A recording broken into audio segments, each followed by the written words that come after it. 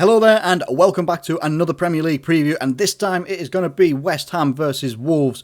Two teams that are in different parts of the table, but hey, it's all to play for at the moment. We never know what this break is going to do for some teams, and it might have done both of these teams a whole lot of good anyway. Let's start with West Ham, who last time out they got beat 1-0 by Arsenal, but it was by no means a convincing performance by Arsenal in that game anyway.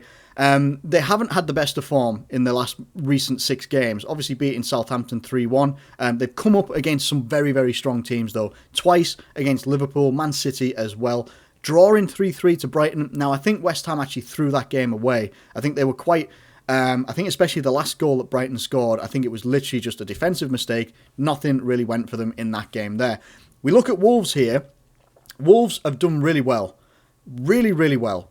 They've played an exceptional amount of games this season, especially due to their commitments in the Europa League as well.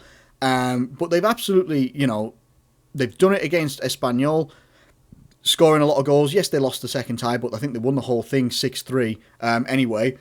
Beating Norwich, all right, fair play there, bottom of the table, whatever. But beating Tottenham as well. Drawing against Brighton will be disappointing for them, and maybe drawing against Olympiacos will be disappointing for them as well. But they're a strong team who coincidentally knocked out Arsenal as well.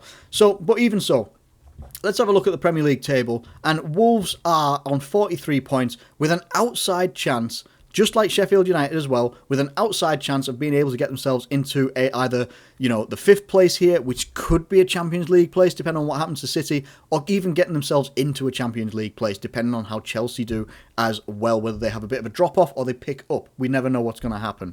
So, looking at these two teams, though, West Ham are going to be desperate for a good result.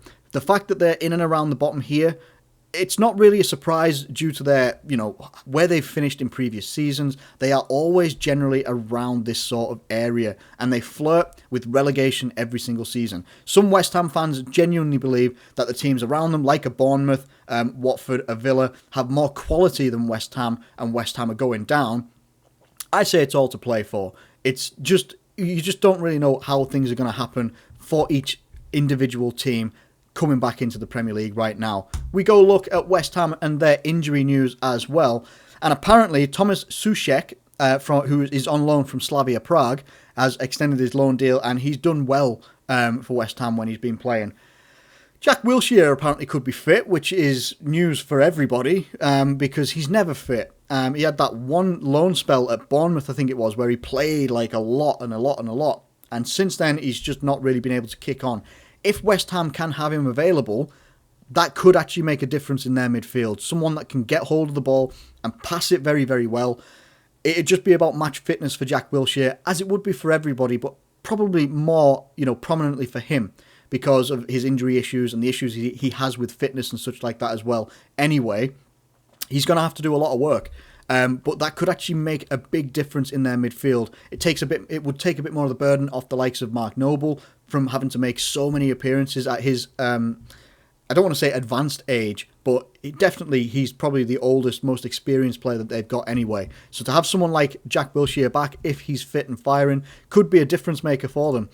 Wolves, apparently Adama Traore has been nursing a shoulder problem, but apart from that, they are absolutely fine and should have a fit and firing team. Let's not forget, most of their players have played every single game this season for them, because they have quite a small squad. But they've been good with injuries, they've managed them quite well, and they've got very dangerous players. Player that I like of theirs, there's 2 players I really like of theirs, is obviously Adama Traore. He's exciting and electric to watch. But Raul Jimenez up front, he's just a good dominant presence, got good pace, physicality, and he can bang him in the back of the net as well. I really like their players. Now, how do we go if we just look at the form guide here? Form kind of goes out the window, as we say. We don't really know how form is going to dictate these games and how they're going to play out with the return of the Premier League for every single team. But for me, I think it's absolutely... Both of these teams are fighting for something. Wolves are fighting for the outside chance of getting themselves a Champions League spot, Champions League place, whatever it might be. They'll be fighting and they'll be wanting that badly. And what a progressive story that is for Wolves if they were able to do that as well. West Ham are fighting for their lives in the Premier League, and it's difficult to see whether West Ham have got the fight to actually come up against a Wolves team that have had a long rest, a deserved rest. I think Wolves have played the most games collectively out of every other Premier League team. So this 3 months rest and break could have actually done them really, really good, and could mean that when they come back into the Premier League, coming up against West Ham, that they could absolutely blow away West Ham, that they might not be prepared for the pressure and the way that Wolves play their football. And I think that might be how it goes down, to be honest with you. I think that Wolves will overpower West Ham United in this game.